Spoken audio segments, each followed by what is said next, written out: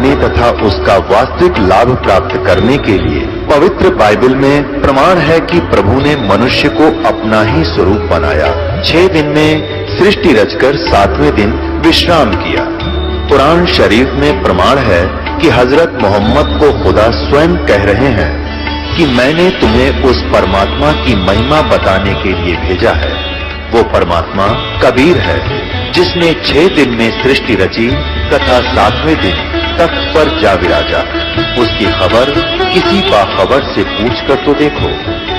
कृपया अवश्य सुनिए जगत गुरु तत्वदर्शी संत रामपाल जी महाराज के अमृत वचन। धर्मदास ये जग बोराना, कोई न जाने पद निर्वाण। जैसे आपने सुबह के सत्संग में ऋग्वेद मंडल नंबर 9 सूक्त नंबर 86 मंत्र 26 और 27 में, ऋग्वेद मंडल नंबर 9 सूक्त 82 के मंत्र 1, 2, 3 में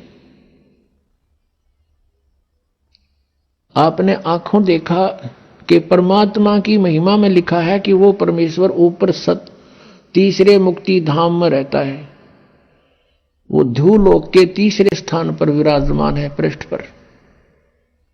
वहां से गति करके अत्यधिक तेज गति से चलने वाले पदार्थ की तरह, बिजली की तरह, आकाशीय बिजली की तरह गति करके आता है और अच्छी आत्माओं को प्राप्त होता है, अच्छी आत्माओं को मिलता है, श्रेष्ठ आत्माओं को मिलता है। तो वो ऐसी लीला कौन से भगवान ने कर रखी है? केवल कबीर परमेश्वर ने। और जिनको हम भगवान मानते थे उनकी किसी लीला में वेदानुसार उनकी महिमा नहीं है। केवल कबीर जी की महिमा वेदानुसार है। एक धर्मदास नाम के बहुत बड़े धनी व्यक्ति थे, सेठ थे, वैश्य कुल में जन्म था। भगवान श्री कृष्ण, श्री राम, विष्णु और शंकर के दृढ़ पुजारी थे। उन्होंने क्योंकि ये सभी को मालूम है कि गुरु बिन मोक्ष नहीं हो सकता, इसलिए गुरु का बनाना अनिवार्य समझ रखा है। तो गुरु बना रखे थे रूपदास जी, जो श्री विष्णु के पुजारी थे, वैष्णव साधु थे। धर्मदास जी 60 वर्ष के आसपास हो चुके थे। पैसे की कोई गिनती नहीं थी, इतना धन था उनके पास। सबसे बड़ी बात सोचने की यह है पुण्यात्माओं कि इतना धनी व्यक्ति भी भगवान की चाह रखता है तो बहुत पुण्यकर्मी प्राणी होता है। जैसा भी उसके गुरुदेव ने बताया था उसी पर वो दृढ़ थे, गुरु के एक एक वचन को फाइनल मानते थे। पुण्यात्माओं, एक नियम होता है कि श्रद्धालु यानी शिष्य गुरु जी के वचन में किसी प्रकार का अविश्वास ना करे, ये नियम होता है। और इस नियम का दुरुपयोग किया नकली संतों ने। श्रद्धालु कहते हैं गुरु जो कहते हैं वो सत्य होता है। जब गुरु है सत्य को नहीं, उनका ज्ञान सत्य कितना होगा। जब गुरु ही नकली है, इनको कह का पता नहीं, तो इनका ज्ञान हो ही नहीं सकता सत्य। लेकिन वो अनजान श्रद्धालु उनको गुरु मान रहे हैं, सतगुरु मान रहे हैं, और वो कति अज्ञानी है। अब ये दास के वर्ड जो आज सुन रहा हो कोई प्रथम बार, तो यूं सोचेगा कि रामपाल तो अपने आप ने सब तो विद्वान मान रहा है। कि नहीं, दास कोई विद्वान नहीं, लेकिन गॉड गिवन ज्ञान जरूर है दास के पास। विद्वान तो परमात्मा है और उन्होंने ज्ञान हमें दे रखा है। उस ज्ञान का एक डंडोरा पीट रहा दास तो, कि ये ऐसा है, ऐसा है, ऐसा है, बस भगवान ने बता रखा है। उसका दिया हुआ धन है, दास आपको बांट रहा है। कोई ले सकता है तो ले लीजिए। तो जैसा भी उस प्यारी आत्मा को उसके गुरु ने साधन बताया था, उसी के आधार से वो चल पड़ा। गुरु जी ने बता रखा था कि हरे कृष्ण हरे राम, राधे श्याम सीताराम, राधे राधे श्याम मिला दे। ये गुटी प्यार रखी थी कि ये मंत्र पार कर देंगे, ओम नमः शिवाय, ओम भगवते वासुदेव नमः, है ये पता नहीं 20-25 इस तरह के मंत्र दे रखे। और एकादशी का व्रत और 68 तीर्थ पर जाना अनिवार्य है। इस प्रकार वो साधक, और गीता जी का नित्य पाठ करना चाहिए। ऐसे ही वो धर्मदास जी गुरुदेव के आदेश अनुसार प्रतिदिन गीता जी का नित्य पाठ करे, एकादशी का व्रत रखता था, और उसने 68 तीर्थ करने की योजना बना ली। भाई गुरु जी ने कहा है 68 तीर्थ अवश्य जाने चाहिए। तो वो ऐसे ही घूमते घूमते मथुरा पहुंच गए। अब द्वारका तो न पाई कोई ना, क्योंकि द्वारका तो समुद्र में डूब गई थी। ना द्वारका भी धक्के खुआओ ये कृष्ण जी, एक तो सुख कर गए थे कि द्वारका तो कोई ना रही उड़ा चौक बुलाओ ना, तो वहां भी धक्के खुआते, बहुत दूर पड़ा हो यहां से।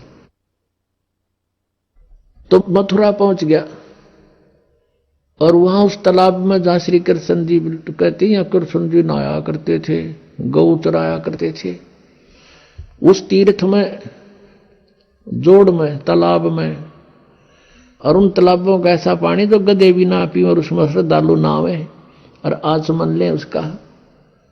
अब आत्मा को तो भगवान की चाह है किसी तरह मिल जाए, उसने प्राप्त करना है, लेकिन उसका वे ठीक नहीं है, तो तरीका मार्ग ठीक नहीं, कैसे मिलेगा वो भगवान।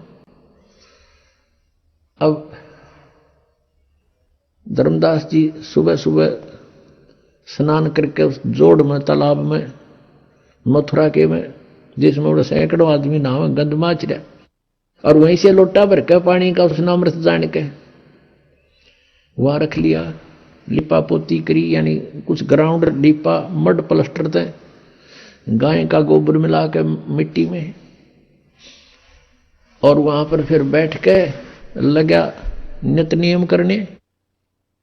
परमात्मा पूर्ण ब्रह्म अपना अन्य रूप बना के, एक जिंदा महात्मा का रूप बनाकर वहां पहुंच गए। बैठ गए धर्मदास जी से 50 फुट की दूरी पर।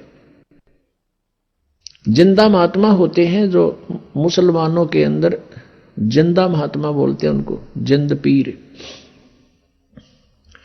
उनकी काला ओवरकोट होता है, घुटनों के नीचे राई का, एक कच्छा अंडरवियर पहनते हैं लंबा सा, एक टोप सिर पे, काला ही टोप और काला ही चोगा। अब बैठ के दूर जानते और सुन रहे हैं गीता जी के पाठ को।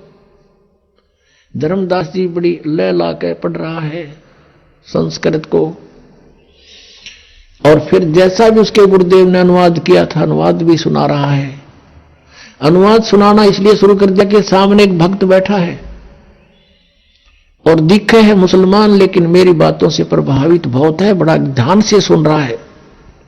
अब धर्मदास जी ने गीता जी का 7वां अध्याय पूरा पढ़ दिया, क्योंकि इसमें सारे 30 श्लोक हैं, और कुछ 8वें अध्याय के भी मोटे मोटे कुछ कुछ सुना दिए। जैसे 8वें अध्याय के 5वें और 7वें श्लोक में गीता ज्ञानदाता कहता है कि अर्जुन तो मेरी शरण में आ जा, मेरी भक्ति कर, मुझे ही प्राप्त होगा। इस तरह की उसने अपना सारी क्रिया जब कर ली, परमात्मा और निकट पहुंच गए और हाथ जोड़ कर कहने लगे। अपने आप को एक दास बनाया भगवान ने, और सामने बैठा हो जैसे ये वैष्णव पंथ के जो उपदेशी होते हैं, एक कंठी रखते हैं गले में, एक तुलसी के मणिये की एक माला, और तिलक माथे पे, और एक धोती कुर्ता सा बस वैसे लपेट लेते हैं कपड़ा सा। ऐसी वेशभूषा बना रखी, वो सन्यासी वैराग ले लिया उसने, यानी अपने गुरुदेव जी से एक साधु का रूप बनवा लिया, क्योंकि 60 साल का से भी ऊपर उम्र हो गई थी। एक लड़का था, वो अपना कारोबार संभाल रहा था, तो वो अपना भक्ति मार्ग पर चल पड़ा था। भगवान ने, परमेश्वर ने करबद्ध होकर कहा कि हे वैष्णव साधु, हे महात्मा जी, मैं सब जगह भटक लिया, मेरी शंका का समाधान नहीं हुआ। अब धर्मदास जी फूल गया। अकबोल, भक्त क्या समस्या है तेरी? कि मुझे एक प्रश्न का उत्तर नहीं आया, किसी ने नहीं बताया। क्या? कि कौन ब्रह्मा का पिता है, कौन विष्णु की मां, और शंकर का दादा कौन है, हमको दे बता। धर्मदास जी हंसे पहले तो कि वाह भाई वाह, आपको हमारे हिंदू सदग्रंथों का पता नहीं, इसलिए आप ऐसा बोल रहे हैं। भक्त, ये तो अजरो अमर हैं, इनके कोई माता पिता नहीं है, ये तो सर्वेश्वर हैं, ब्रह्मा विष्णु जी शिव जी, ये तो बड़े समर्थ शक्ति हैं, अजन्मा है, इनका कोई माता पिता। परमेश्वर ने कहा कि आप अपने सदग्रंथों से परिचित नहीं हैं महात्मा जी। श्री देवी भागवत में पढ़कर देखो, तीसरे स्कंद में, इनकी जन्म मृत्यु होती है, ये अविनाशी नहीं है। अब उस समय ये संस्कृत में थे सारे, तो उसने एक ब्राह्मण से पूछा कि ब्राह्मण, इसमें कहीं लिखा है? तो ब्राह्मण ने कहा, पढ़कर सुना तीसरे स्कंद में। ब्राह्मण पढ़ता पढ़ता एकदम चुप हो गया, कहने लगा, भाई लिखा था, पर ये तो वैसे लिख दिया होगा। अब धर्मदास के बात खटकता गई, वो वैसे गीता इन कैसे पुराणों वैसे कैसे लिख दिया। फिर परमात्मा ने कहा कि बात सुनो, आप 7वें अध्याय को पढ़ रहे हो, 7वें अध्याय में इस गीता जी के पढ़ने से क्या लाभ होगा आपको? यदि मैं भी पढ़ने लगूं, आपका अनुयायी बनूं, तो इस गीता जी के नित्य पाठ से क्या लाभ होगा, ये बताओ मुझे।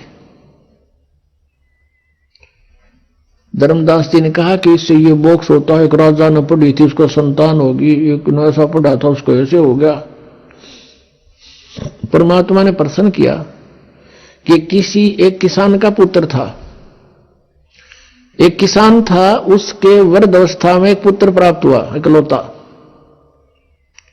अब किसान ने सोचा कि मेरी मृत्यु के बाद कहीं ये पुत्र मेरे व्यवसाय से अपरिचित ना रह जावे, मैं ये युवा होगा तब तक मेरी मृत्यु हो जाएगी।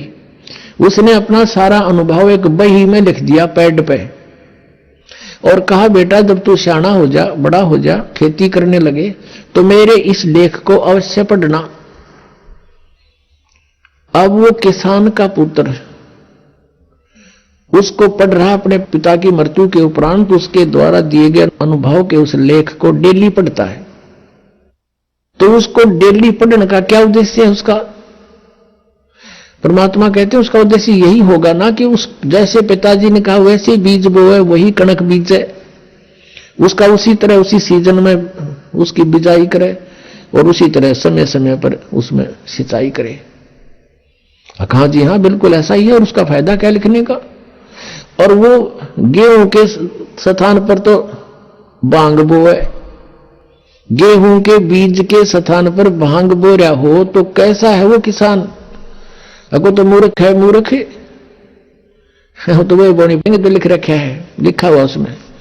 तो भगत जी, जो आपकी गीता जी में लिखा है, आप वही बीज बोगे, वही शास्त्र अनुकूल साधना करोगे, वही नाम जाप करोगे तो लाभ होगा। बीज भक्ति का नाम है, और बाकी जो धार्मिक क्रिया है ये खाद और पानी सिंचाई है। तुमने बीज ही गलत बो रखा है। गीता जी में कहीं पर है हरे राम हरे कृष्ण, कृष्ण कृष्ण हरे हरे, सीताराम राधे श्याम, राधे राधे श्याम मिला दे, ओम नमः शिवाय, ओम भागवते वासुदेव नमः, है तेरी गीता जी में कहीं लिखा?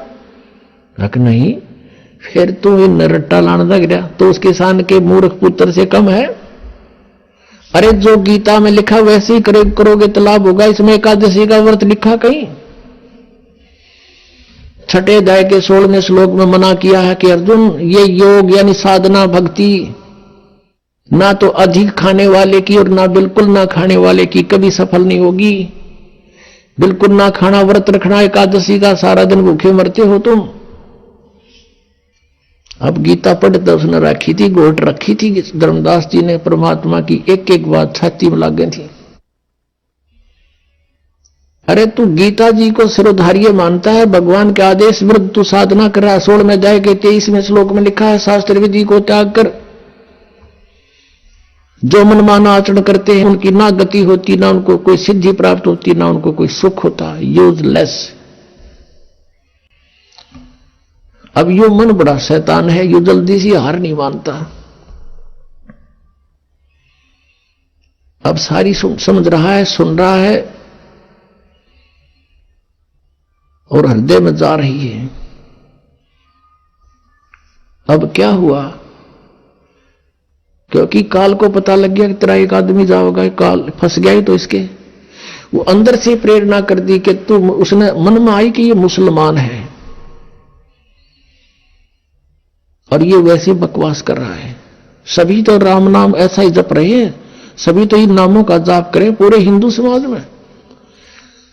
तो उसने क्या कहा धर्मदास ने परमात्मा को कि जिंदा, तेरी बात मैंने बहुत कड़वी लगे और तू महात्मा है ना, मैं तेरे साथ लड़ पड़ता तो साधु वेश में है। आगे से ऐसी बात मत करना, हमारे भगवानों के, हमारे मंत्रों के बारे में फालतू मत बोलना। परमात्मा उसी समय जान गए काल आ गए, इसमें अंतर ध्यान हो गए, भगवान वहां से अदृश्य हो गए। अब सामने आदमी बतलावे, अरे एकदम ओझल हो जाए तो कलजा पाट जा। और कुछ लाला जी था, सामने से भगवान एकदम अदृश्य हो गए। उसी समय उसका तो धक्का सा लगा और उसने सोचा, देख सारी सच्ची बात बतावे थे, सब सत्य सत्य बोल रहे थे, मेरे भाग फूट गए। ये तो कोई फरिश्ता था, कोई भगवान का भेजा हुआ दूत था, मैंने बड़ी गलती करी और सब बातें सही कह रहा था। अब परमात्मा ने यहां भी बताया था कि जिस तालाब में तू नहा के आया है, इसमें पता नहीं कितने जीव मार दिए तने। अब धर्मदास को जो मालिक ने बताई थी, तू पूज पढ़े गीता ने, और गीता जी के 8वें अध्याय के 13वें श्लोक में पढ़ ले कि ओम इति एकाक्षरम ब्रह्म विवरण माम अनुसमरण ये परियाति तदन देहम सयाति परमाम गतिम। मुझ ब्रह्म का केवल एक ओम अक्षर है, नथिंग एल्स। और जो इसका उच्चारण करके सिमरन करता हुआ शरीर छोड़कर जाता है, सयाति परमाम गतिम, वो परम गति को प्राप्त होता जो ओम से मिलने वाली परम गति है। और तुम जपो हरे राम हरे कृष्ण राधे श्याम सीताराम राधे राधे, कोई बात हुई? अब एक किसी ने प्रश्न किया कृष्ण के पुजारी था कि आपका इष्ट देव कौन है? स्वरूप धन्यों का राधे, और फिर ने होगा श्री कृष्ण जी मेरा इष्ट है। अरे राधे होया कृष्ण जी तेरा इष्ट होया, कमाल की बात कर रहे हैं, बिना अकल की बात। अब राधे श्री कृष्ण जी की वो थी प्रेमिका, और कोई मित्र उससे पहले उसकी प्रेमिका का नाम लेता जूत तोड़े न बाजेगा उनका, यारी तोड़े टूट लेगी उनकी। यानी वो कृष्ण जी की पूजा कर राजदेव श्रद्धा कर रहे, थरा गजब हो, ये था शर पैर है कोई? तो वो भी नहीं कह था। धर्मदास भी जो परमात्मा ने उसको ये सुनाया था, समझाया था, तो उसका सारी बात जचगी के सत्य है। अब उसने सुबह वो क्रिया ना हुई उस भगत जी पे जो प्रतिदिन क्रिया करता, और न सोचा ही भगवान वो एक बार फिर आवे। अंदर से सारी रात नो तड़पता रहा, एक बार वो भगवान है परमात्मा, वो कौन था नो तो मैं नहीं जान सकता, एक बार फिर आ जा। मैं कति कोई विवाद नहीं करूं, विनम्रता से सारी बातें पूछूंगा। ऐसे सारी रात करवट बदल कर काट दी। सुबह को नहीं पूजा हुई ना उस जोड़ में नहाने दिल करा, तालाब में मथुराले में रोटी बनाने लग गया, वक्ते उठ के वक्त से खाना बनाने लग गया, लक्कड़ बाल के जैसे जंगल से लकड़ी शाम ने तोड़ के ले आया था, चूल्हा बनाया ईंटों का कच्चा पक्का, उसमें एक मोटी लकड़ी लगा दी, साथ में सहयोगी लकड़ियां लगा के अग्नि जला दी, खाना बनाने लग गया, सब्जी बनाई, रोटी बनाई। और वो लकड़ियां जलती जलती निकट आ गई। मोटी लकड़ी लंबी थी 2-3 फुट की, वो जलती जलती निकट आ गया। एंड उसका सामने आ गया धर्मदास जी को आखिरी सिरा दिखाई देने लग गया उस मोटी लकड़ी का। वो बीच में थोची थी, ओलो थी उसमें, जैसे लकड़ियों में सुराख सा होता है, और थोड़ी थोड़ी सी गिल्ली थी। अब उधर से सूर्य उदय होने वाला हो गया। अब क्या देखता है धर्मदास के उस लकड़ी के अंदर जो वो थोथी थी, सुराख था थोड़ा थोड़ा अंदर, उसमें से चींटियां बाहर निकलने का प्रयत्न कर रही हैं। उनके मुख में अंडे हैं और बाहर निकलने की चेष्टा करती हैं। तो उस लकड़ी के एंड में, अंत में एक तरल सा पदार्थ उबल रहा है, जल लकड़ी गर्म होने से उबल रहा है बाहर के हिस्से पर। आगे जाती हैं तो अग्नि जल रही है उस लकड़ी में, वो बाहर भाग रही है तो वहां उसके ऊपर गिर के उस तरल पर चटक मटक हो रही है, जल रही है। अब धर्मदास जी के हाथ पैर फूल गए। उसने तुरंत उस लकड़ी को बुझा दिया, पानी डाल दिया, सारी अग्नि बुझा दी। जितनी भोजन बन गया था बनाया, बाकी नहीं बनाया। अब उसने सोचा, हे भगवान, आज तो ना जाने कितने जीव जल गए इसके अंदर, इतनी लंबी लकड़ी थी ये तो, और अब तो ये इतनी शेष रहती है, और इसमें सारी में चींटियां भरी थी, ये जल गए, इनके बच्चे भी जल गए। इस पाप के भोजन को आज मैं नहीं खाऊंगा, इसको किसी साधु संत को खिला दूंगा, मैं आज निराहार रहूंगा। ऐसा विचार करके वो सारा भोजन उठाया और चल पड़ा साधु संत की तलाश में। हम साधु संत किसको मानते हैं? जिसने या तो बड़ी बड़ी दाढ़ी रखा रखी हो, ऊपर जटा बढ़ा रखी हो, कति एक बस लंगोट बांध रहा हो और बैठा हो नगन, या कति लाल कपड़े हो, गेरुआ कपड़े हो, या मूंड मुंडा रखा हो, कोई माला पैर रखी हो, ऐसे को हम संत मानते थे। परमात्मा ने जैसा दृष्टिकोण उसने मान रखा था, ऐसा साधु मिला, उसा रूप बना लिया। एक हिंदू संत का रूप बना के एक पेड़ के नीचे बैठ गए। धर्मदास जी की दृष्टि पड़ी, सोचा कि वो महात्मा भी निकट ही मिल गए। जाके वो सारी थाली नो की नो सारी सामान था, जितना भी भोजन रख दिया कि महात्मा जी भोजन पालो, भूख लगी होगी। अखां धर्मदास, भूख लगी भाई, कल से आहार नहीं किया मैंने। जब धर्मदास कहा तो उसने एक बार तो देखा कि ये महात्मा मुझे जानता भी है, तो उसने सोचा मैं बहुत बड़े यज्ञ करता था, भंडारे करता था, साधु संतों को बुलाकर उनको भोजन खिलाता था, उनमें से कोई होगा। नहीं ध्यान दिया। परमात्मा एक लोटा जल का साथ लिए हुए थे, उसमें से जल उठाया और ऐसे छींटे मार के एक मंत्र बुदबुदाया पूरे भोजन पर।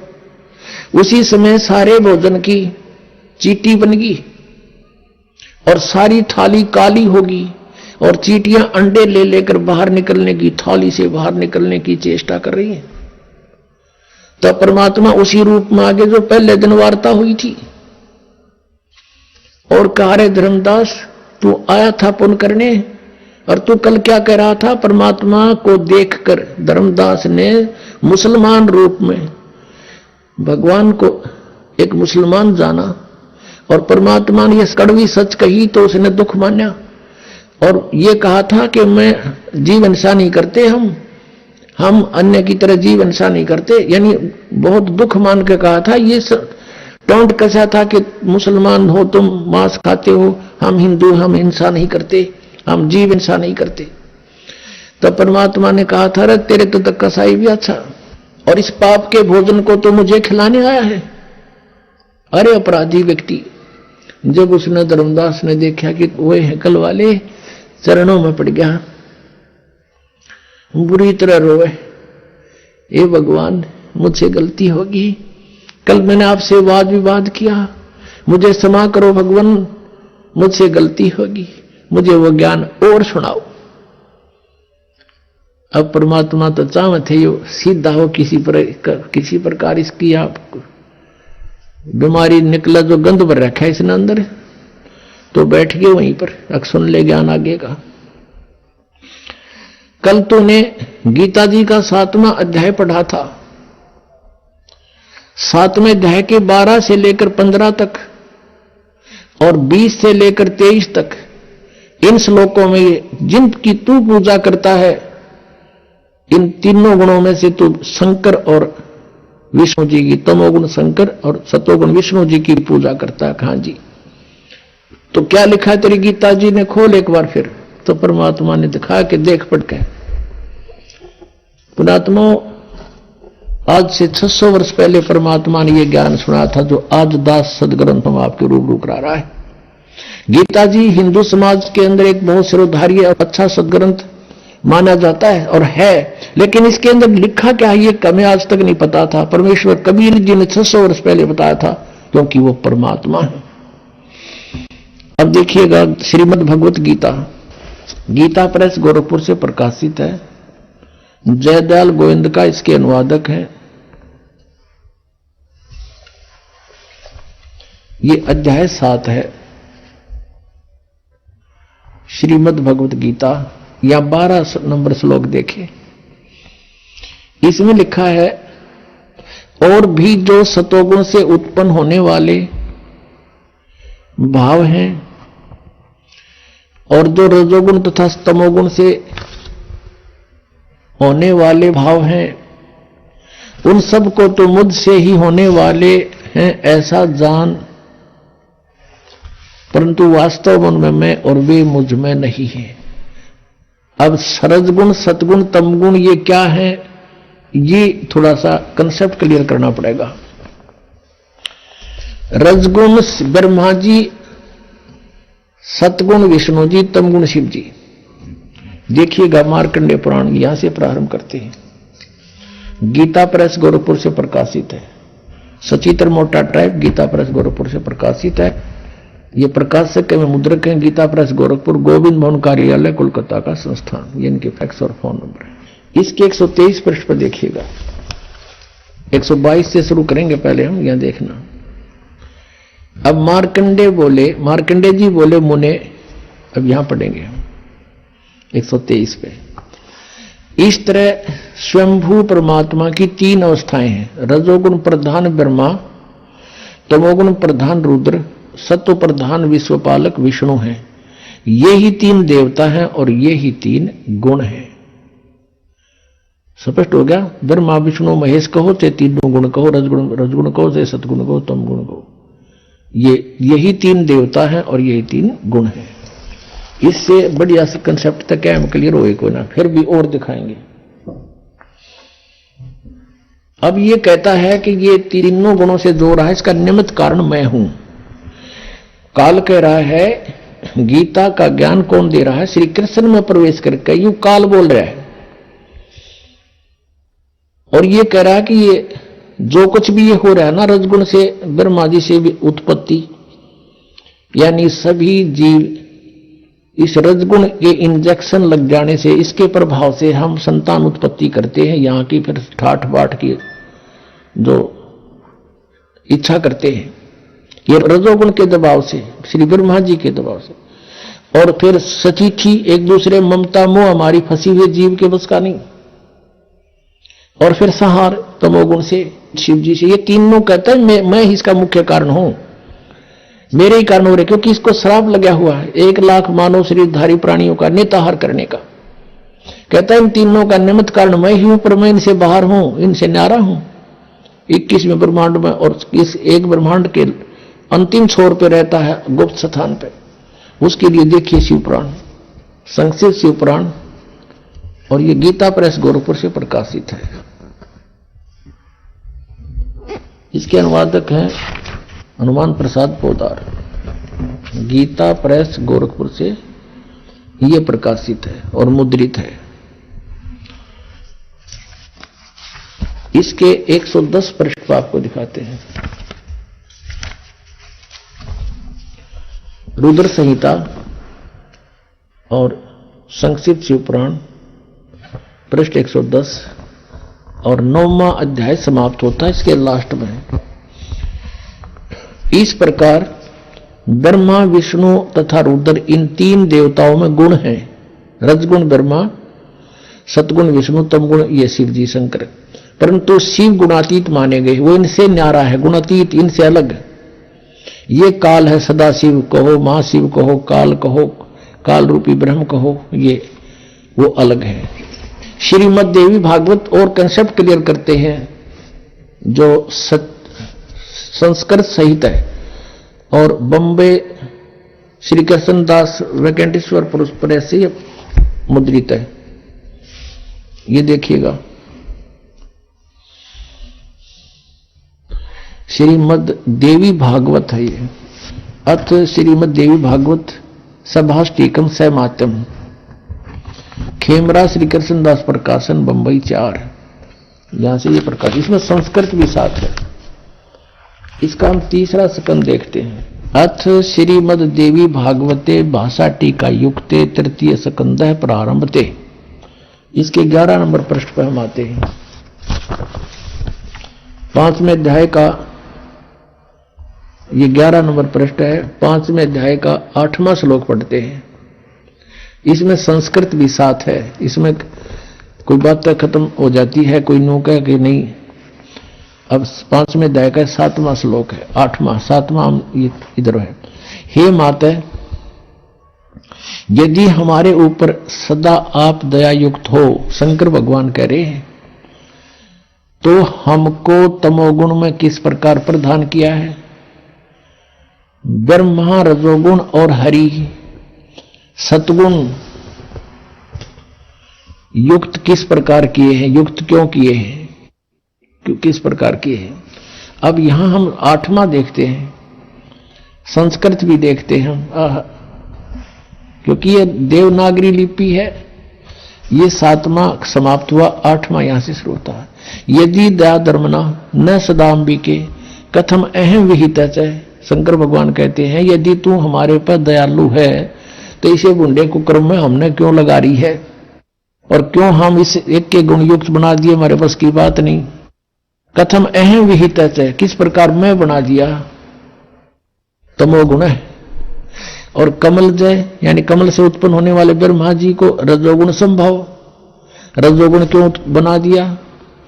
सुविहिता क्यों सतोगुण हरि, विष्णु को आपने सतगुण क्यों बना दिया? अब ये फाइनल हो गया। अब गीता जी के इस पवित्र ग्रंथ में हम समझ सकेंगे, ये कोड वर्ड है और कोड वर्डों को टीचर बता सकता है, स्टूडेंट नहीं समझा करती। हमारे जो टीचर थे, जिनको हम विद्वान समझते थे, संस्कृत भाषा जानते हैं, वो अध्यात्म ज्ञानहीन थे। उनके मोतिया बंद हो रहा था अज्ञान का। अब दिखाते हैं आपको वही सदग्रंथ हमें क्या बताना चाहते हैं। यही श्रीमद् भगवत गीता, ये वही जो आपको अभी दिखाई थी। अब नए अध्याय 7 का हम फिर पुनः वो 12वां श्लोक पढ़ते हैं। ये 12वां श्लोक है। और भी जो सतोगुण से उत्पन्न होने वाले भाव हैं और जो रजोगुण तथा तमोगुण से उत्पन्न होने वाले भाव हैं, उन सबको मुझसे ही होने वाले हैं ऐसा जान, परंतु वास्तव में उनमें मैं और वे मुझ में नहीं है। आगे देखना 13वें में क्या कहा? गुणों के कार्य रूप सात्विक, राजस और तामस, इन तीनों प्रकार के भावों से ये सारा संसार प्राणी समुदाय मोहित हो रहा है। इन तीनों गुणों से परे, रजगुण ब्रह्मा, सतगुण विष्णु, तमगुण शिव जी से परे मुझ अविनाशी को नहीं जानते।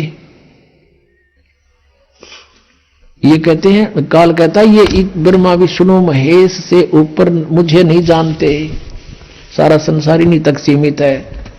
अब 14वें श्लोक में क्या कहा है? क्योंकि यह अलौकिक अर्थात अति अद्भुत त्रिगुणमयी मेरी माया रजगुण ब्रह्मा, सदगुण विष्णु, तमगुण शिव जी के द्वारा फैलाया गया जाल ये बड़ी दुस्तर है, बड़ी खतरनाक है। और जो व्यक्ति मुझको निरंतर भजते हैं वे इस माया का उल्लंघन कर जाते हैं। यानी जो ब्रह्म साधना करते हैं वो इनसे ऊपर उठ जाते हैं, इनसे अधिक लाभ प्राप्त करते हैं। जो ब्रह्मा विष्णु महेश से ज्यादा लाभ वो महास्वर्ग में चले जाते हैं। इसका भाव ये है। अब देखियो 15वें श्लोक में 7वें अध्याय के 15वें श्लोक में गीता जी ने कितना कमाल कर दिया। माया के द्वारा जिनका ज्ञान हरा जा चुका है, त्रिगुण मई माया रजगुण ब्रह्मा सदगुण विष्णु तमगुण शिव जी से आगे वो किसी को मानने को तैयार नहीं, इनकी बुद्धि वहीं तक बंद होगी। इनके द्वारा जिनका ज्ञान हरा जा चुका है रजगुण ब्रह्मा सदगुण विष्णु तमगुण शिव जी द्वारा माया द्वारा, और इनसे आगे किसी की भक्ति नहीं करते, उसके विषय में कहा कि असुर स्वभाव को धारण किए हुए मनुष्यों में नीच नराधमा और दूषित कर्म करने वाले मूर्ख, दूषित कर्म करने वाले मूढ़ लोग मुझको नहीं भजते। यानी इस सीधा सा अर्थ हो गया कि कोई भजने की बात है, ब्रह्मा विष्णु महेश की पूजा करते हैं वो, ये गीता ज्ञानदाता कहता वो मुझे नहीं भजते, क्योंकि ये काल बोल रहा है।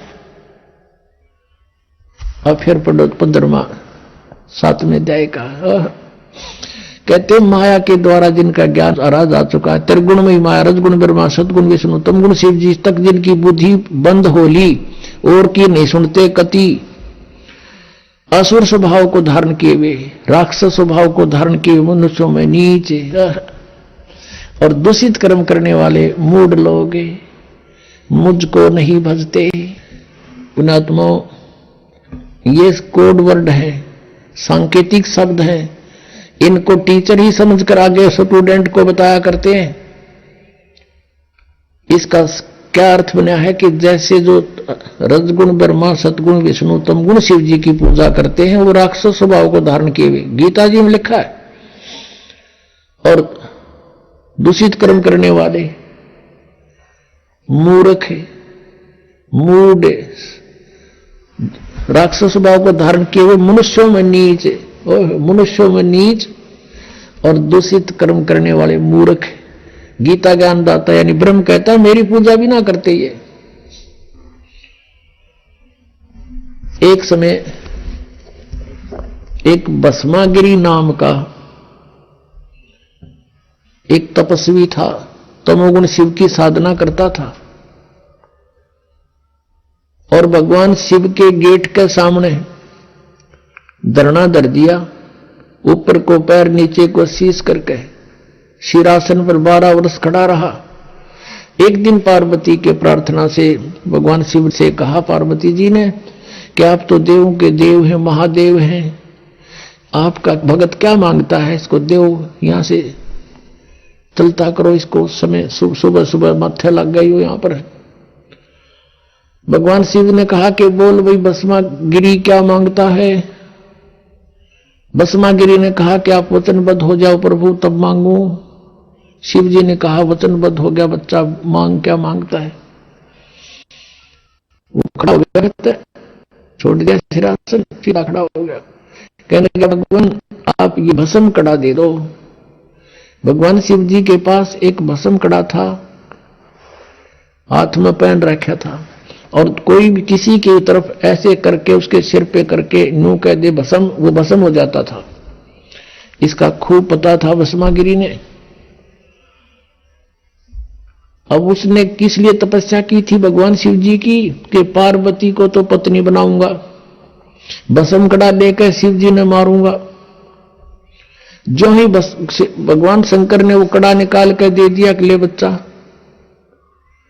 भगवान शिव ने न सोचा था ये जंगल में रहता है, अपनी रक्षा के लिए लेता होगा राक्षसों से। भगवान शिव ने ये भी ना पता था तेरा दुश्मन है, भगत नहीं। हाथ में कड़ा आते ही कहने लगा ओले शंकर होशियार, तुझे मारूंगा, पार्वती को पत्नी बनाऊंगा। अब जो तेवर बदले दिखे श्री भगवान शंकर जी ने, तमोगुण शंकर ने, और अपने पुजारी की से के तो भगवान शिव जी ने वहां से फिर कका उठा दिया, 100 की स्पीड पकड़ दी, भाग लिए जोरते, पीछे पीछे भस्मागिरी, आगे आगे भगवान, पाछे पुजारी, आगे और भगवान, और उनका सांग लिकट रहा वहां पे। अब कहते हैं फिर विष्णु रूप में परमात्मा आए, पार्वती रूप में, और उसको कहा भस्मागिरी डट जा, क्यों भाग रहे हो, आप मेरे लिए ही तो प्रयत्न कर रहे हो, रुक जाओ, कि पहले मैंने इसका काम कर लेंगे फिर रुकूंगा। भस्मागिरी कहता पहले शंकर ने मार लो फिर बात करूंगा तेरे से। तो भगवान रूप, पार्वती रूप में भगवान ने कहा कि देखो आपके पास भस्म कड़ा है, वो आपके पास निकट थोड़ा आ सकता है, और आप आओ मेरे साथ, कुछ बैठेंगे बातें करेंगे। वो डट गया, रुक गया। तो फिर वो कहने लगी डांस करके दिखा मुझे। भस्मागिरी कहता मैं तो साथ भक्ति तपस्या करनी आदमी हूं, मैंने डांस तो ना करना आता, ना डांस तक करके दिखाना पड़ेगा तब मैं प्रसन्न होंगी। तो उन्होंने बोला करने लग गया डांस, कि मैं बताती हूँ ऐसे कर नो करके, और जो उनसे हाथ में कड़ा था वो सिर पर करवा लिया, और कर ऊपर और कर, जब ऊपर आ लिया, जब उन्होंने कह दिया भस्म, वो भस्मागिरी मर गया, भस्मासुर कहलाया फिर उसके बाद वो राक्षस। फिर विष्णु रूप धारण करके वहां पहुंचे भगवान शंकर, जहां एक्सप्रेस हो जा रहे थे, वहां जाकर खड़ा होके के डट जा भोलेनाथ, डट भगत भाई रुक जा। अब देखा विष्णु जी है, भागले भागले आ जा, भागले कहा क्या क्यों भाग रहे हो, कि भस्मागिरी ने मेरे से ऐसे धोखा कर दिया। तो भगवान विष्णु रूप में परमात्मा थे, वो पूर्ण ब्रह्मा की रक्षा करते हैं इनकी। कहने लगे कि देख वो मैंने मार दिया, ये तेरा भस्म कड़ा रहा, पकड़े ना जच्ची उसका, कि उसका तो बहुत भयंकर रूप, विकराल रूप था, वो नू कैसे दे दिया कड़ा। तो वापस आए, बताया कि ये राख पड़ी उसकी, यहां मरा वो। तो भगवान शिव जी का कलेजा ठंडा हुआ। रामी में भगवान माने थे, यह कथा रोज पढ़ा करते कि भगवान भस्मागिरी का आगे भाग लिया शंकर जी। अगर अविनाशी होते, अजर अमर होते तो कहते आजा भाई, करके करेगा। जैसे कबीर परमात्मा को ऐसे काट दिया था, 50 टुकड़े कर दिए थे, उस शेख तकी ने करवा दिए थे, और न्यो के न्यो खड़े हो गए भगवान सामने। और भी बहुत सी यातनाएं दी थी, पर मालिक उसमें गंगा में डुबो दिए थे, बाहर खड़े पाए थे। अपने आत्मा ये तमोगुण के पुजारी राक्षस कहलाया, भस्मागिरी नहीं, भस्मा असुर कहलाया उसके बाद वो। और रावण ने तप किया था, साधना भक्ति की थी इसी तमोगुण भगवान शंकर की, और अपनी ही यानी प्रक्रिया को उठाना है महापाप, घोर पाप होता है अबला को उठा के जबरदस्ती लाना। और फिर वो भगवान उसके शिव जी के बड़े भाई की पत्नी यानी विष्णु की पत्नी तो मां के तुल्य होगी, और शिव जी का पुजारी सीता ने ढा ले गया, कोड को वध कर दी, राक्षस कहलाया, कुत्ते वाली मौत मरा। और तमो इसका रजोगुण के यानी ब्रह्मा जी का पुजारी था हिरण्यकशिपु।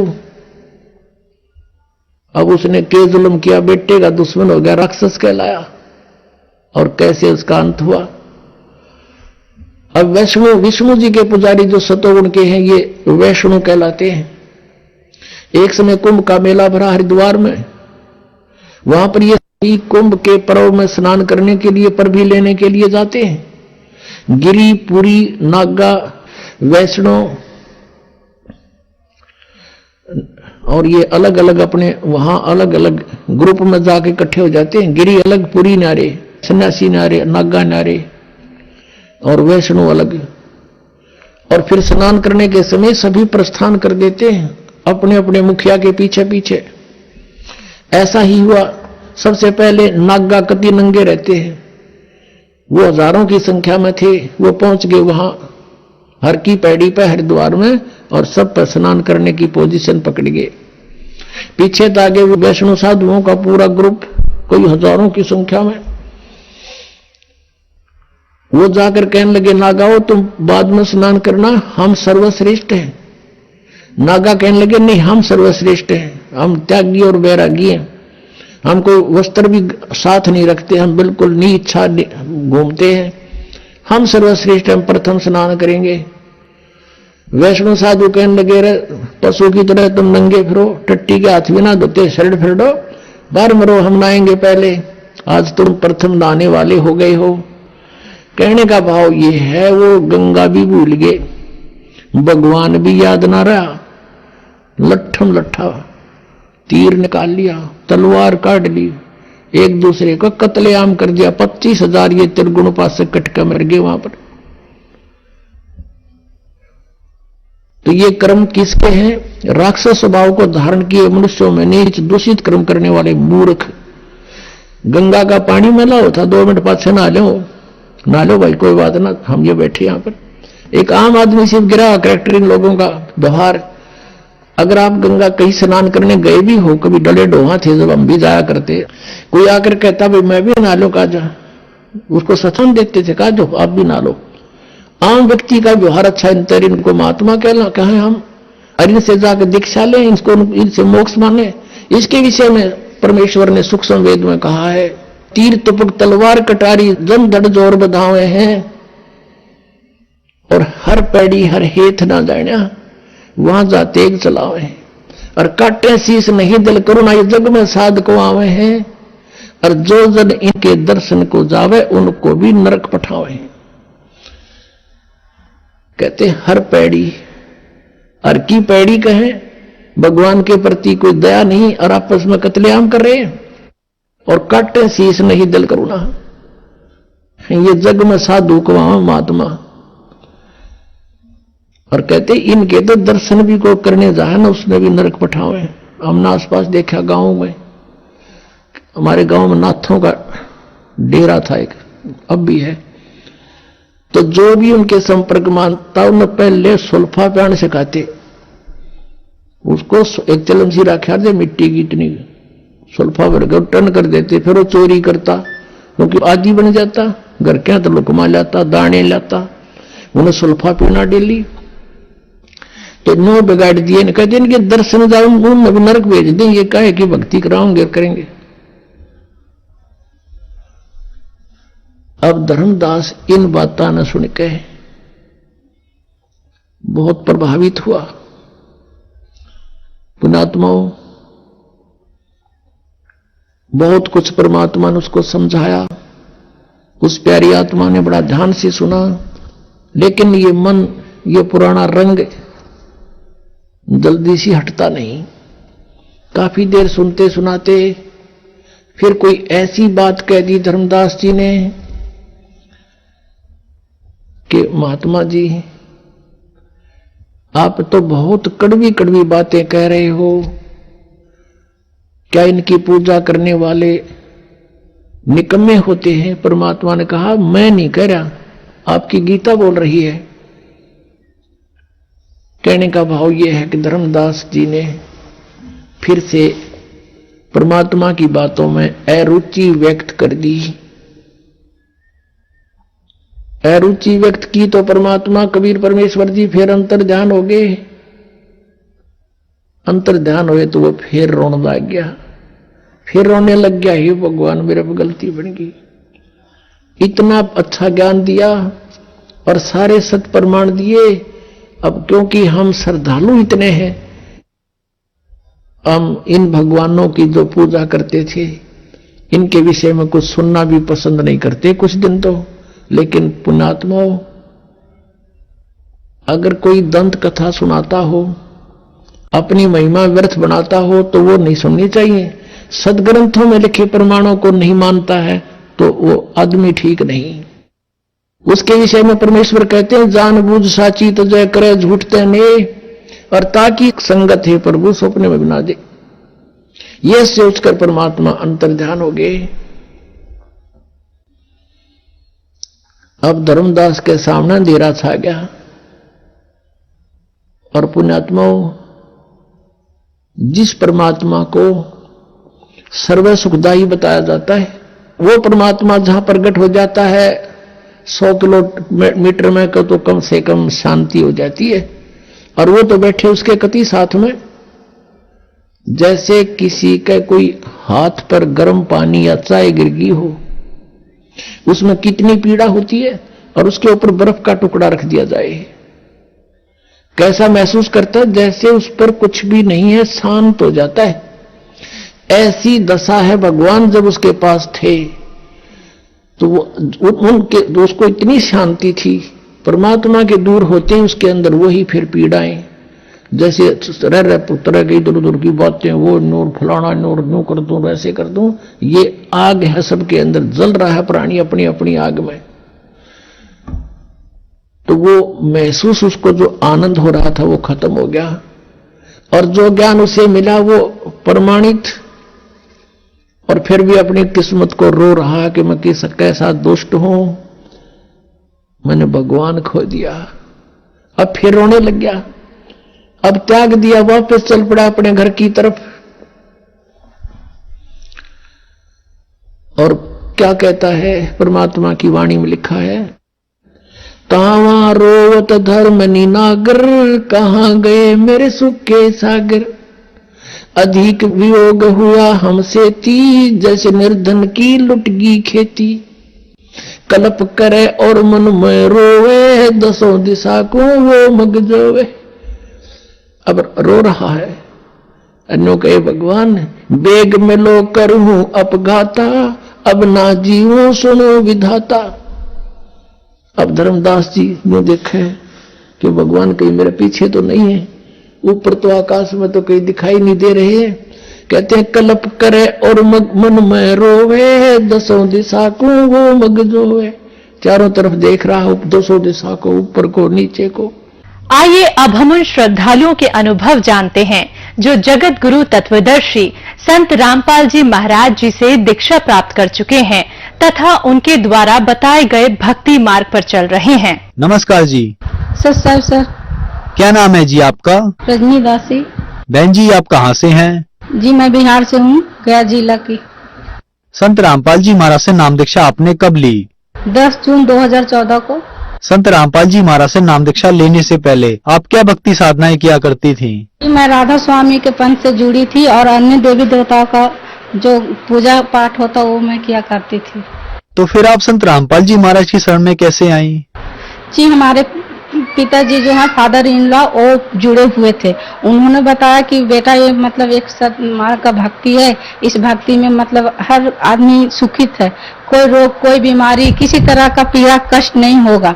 जो मतलब सद्भक्ति करता है, हम लोग इधर उधर आज तक जो भी भक्ति की हो हमारा भक्ति बेकार था, इसलिए हम लोग संत रामपाल जी का भक्ति आज के बाद किया करेंगे। संत रामपाल जी जो है हमारे सारे दुखों का निवारण करते हैं। हमारे फादर इन लॉ पहले जुटे थे, वो कुछ दिन बाद हम लोग को बोले कि हरियाणा बरवाला में जाकर के संत रामपाल जी से दीक्षा लेना है, इसलिए हम लोग संत रामपाल जी से बरवाला में जाकर 2014 10 जून को नाम दीक्षा लिया था। संत रामपाल जी महाराज से नाम दीक्षा लेने के बाद क्या आपको कोई लाभ भी मिले? जी संत रामपाल जी नाम दीक्षा लेने के बाद हमारे बहुत सारे लाभ हुए जो हम नहीं बता सकते। जैसे में रोग बीमारी, जो संसारिक सुख होता है, एक मतलब परिवार को अच्छा खाना पीना रहन सहन सभी चाहते, कोई नहीं चाहता कि हम गरीबी में जीवन व्यतीत करें, कम कमाए और ज्यादा गवाए। नहीं, हमारे संत रामपाल जी की इतनी दया हुई कि जितना है उतना में मतलब हम लोग 5 फैमिली हैं हम लोग, वो उनका गुजर बसर बहुत अच्छे से हुआ। साथ जो भक्ति हम कल कर रहे थे राधा स्वामी या अन्य देवी देवता का, उनसे नहीं मिल रहा था, पर जब से हम लोग संत रामपाल जी के शरण में आए, दिन दुगनी रात चौगनी वाली जो बात है उतना मतलब बरकत होता है। हमारे संत रामपाल जी जितना कमाई है उसी में इतना बरकत दी है कि आज हम लोग बहुत खुशी खुशी अपना जीवन व्यतीत कर रहे हैं। इसके साथ और मुझे बहुत सारे लाभ हुए, और एक मतलब लाभ, सबसे बड़ा लाभ तो संत रामपाल जी के शरण में आने से मुझे ये हुए कि हमारी 2 बेटियां थी पहले से, और 7 साल बाद मतलब कोई बच्चा नहीं होता था। कभी मतलब बहुत मतलब दुखित रहते थे, लगता था कि अब हमको लड़का नहीं होगा। एक बार हुआ भी तो तीसरा भी लड़की ही था, इसलिए हम उसको मतलब नहीं रखना चाहते थे। पर संत रामपाल जी के दया से इतना मतलब दया मालिक मेरे ऊपर किए कि 7 साल बाद हम पीरियड होते गए पूरा कंटिन्यू 9 मंथ, और हमको पता भी नहीं चला कि मेरे घर में बच्चा है। और जब 3 मंथ प्लस हो गया तब हमको महसूस हुआ कि मेरा तबीयत कुछ खराब लगने लगा। तो हम डॉक्टर के पास गए कि मेरा तबीयत ऐसे क्यों खराब लग रहा है, जबकि उससे पहले मैं 2 बार माँ बन चुकी थी। उन लोग के समय में ऐसा नहीं होता था। उन लोग जब मैं माँ बनने वाली थी उस लोग के टाइम, तो मतलब 2 दिन बाद ही मेरा तबीयत खराब होता था, जिससे हमको आभास हो जाता था कि हमारे घर में कोई बच्चा है, इसलिए मेरा ऐसा प्रॉब्लम है। पर इस बार ऐसा हुआ कि 3 मंथ प्लस हो गया, जब कंटिन्यू मेरे घर में बच्चा पूरी तरह कंप्लीट हो गया, तब मेरा थोड़ा थोड़ा तबीयत खराब होने लगा। इस वजह से मैं डॉक्टर के पास गई कि मैडम मेरे साथ देखिए ना, मेरा चक्कर मारता है, ऐसा वैसा जो भी मतलब प्रॉब्लम है मैंने मैडम को बताया। मैडम बोली कि ऐसे तो जो महिला गर्भवती होती है उनका होता है। बोले मैडम मैं तो पूरे मंथ पीरियड में हूँ, फिर ऐसे कैसे हो सकता। डॉक्टर बोली कि जाओ अल्ट्रासाउंड करा के लिया, उसके बाद पता चलेगा। थोड़ी देर बाद मैं बाहर जाके अल्ट्रासाउंड करवाई। उसके बाद जब अल्ट्रासाउंड हो गया मेरा, डॉक्टर साहब से पूछ सर क्या बात है, मेरा क्या रिपोर्ट है, तो वो बोले कि तो आपके मतलब घर में आप प्रेग्नेंट हैं। मतलब प्रेग्नेंट कैसे हो सकते, हम तो पीरियड में हैं, तब कैसे हो सकते हैं हम नहीं बता सकते, लेकिन आप 3 मंथ प्लस इसमें बच्चे का जान आ चुका है, अब आप कुछ नहीं कर सकते, आप प्रेग्नेंट हैं। पहले से कितने बच्चे हैं, मतलब पहले से मेरे 2 बेटियां हैं। ये बोलने के बाद मैं वापस मैडम को रिपोर्ट दिखाई। मैडम बोली कि तुम प्रेग्नेंट हो। हम बोले मैडम ऐसे कैसे हो गया, तो कैसे होगी आप कैसे हम बताएं। संत रामपाल जी जो है वो मतलब मेरा पहले से इच्छा हुआ करता था कि अब में हमको कभी लड़का नहीं होगा। लड़का की इच्छा कहीं ना कहीं मेरे मन में हमेशा उभरते रहता था। हर किसी को देखने के बाद लगता था कि ये माँ बेटा है, काश एक मेरा भी बेटा होता, लेकिन अब नहीं होगा। और होता भी सिजेरियन से, तो हम नहीं टेंशन लेना चाहते। शायद ऐसा कोई चमत्कार होता कि मालिक हमको भी एक लड़का दे देते, हमको मतलब परेशानी भी नहीं होता। और वही बात आज सच हुआ कि संत रामपाल जी की दया से 9 पीरियड भी हम होते गए, हमको पता भी नहीं चला। हमारे घर में 3 मंथ प्लस बच्चा रह भी गया। संत रामपाल जी की ऐसी रजा हुई जिनसे हमारा बच्चा आज 1.5 साल का हो गया है, और मालिक हमको वो शौक भी पूरा कर दिए। इसलिए 7 साल बाद हमको वो शौक, वो खुशी मिल गई जो हम हमेशा मालिक से कहा करते थे। मेरे फादर इन लॉ जो है वो मतलब 80 साल के हो चुके हैं, फिर भी अभी मालिक के शरण में, संत रामपाल जी के शरण में सेवा देते हैं। अभी मतलब वो बिल्कुल फिट है, कहीं उनका कोई प्रॉब्लम नहीं। जबकि अभी देखा जाए तो 55 से 60 बरस के लोग को कहीं इधर प्रॉब्लम कहीं उधर प्रॉब्लम। हमारे जो फादर इन लॉ है वो उतने वरिष्ठ हो चुके हैं, फिर भी अभी संत रामपाल जी की सेवा पूरे मन लगन श्रद्धा से करते हैं, और उनको कभी कोई प्रॉब्लम नहीं है संत रामपाल जी की दया से। आपको आज टीवी पर लाखों दर्शक देख रहे हैं, खासकर माताओं बहनों के लिए आप क्या कहना चाहेंगी? जी मैं सभी माताओं बहनों को यही कहना चाहूंगी कि आज बहुत सारे माताएं बहनें देश विदेश हर जगह बच्चे को लेके पीड़ित है। किसी के पास बेटी है तो बेटा नहीं, किसी के पास बेटा है तो बेटी नहीं, और किसी के पास वो भी नहीं है। और मैं समझ सकती हूँ कि ये ना होने का एक महिला को कितना बड़ा कष्ट होता है। धन संपत्ति कम हो बेसी हो उसमें तो लोग गुजर बसर कर लेते हैं, उसमें किसी का नहीं कुछ दिखा इसकी लगता, पर एक संतान ना होने का कष्ट हम समझ सकते हैं। हम तो यही कहेंगे जो भी माताएं बहनें अगर इस चीज को देख रही हैं, मेरा उनसे हाथ जोड़कर विनती है कि वो संत रामपाल जी के शरण में आए और भक्ति करें। संत रामपाल जी सारे दुखों कष्टों का निवारण करते हैं, वो इन पे छोड़ दे। संत रामपाल जी महाराज से नाम दीक्षा कैसे ले सकते हैं? विभिन्न चैनलों पे संत रामपाल जी का सत्संग आया करता है, जो आप देखने के बाद उस सत्संग के नीचे एक पीली पट्टी चलती है, उस पे व्हाट्सएप नंबर, हर एक नंबर लिखा हुआ है, फोन नंबर। आप उस फोन नंबर के माध्यम से अपने अपने जो जहाँ के रहने वाले हैं उस नंबर से आप अपना निजी स्थान पे कांटेक्ट करके नाम दीक्षा संत रामपाल जी के शरण में आ सकते हैं। धन्यवाद जी। जी सर।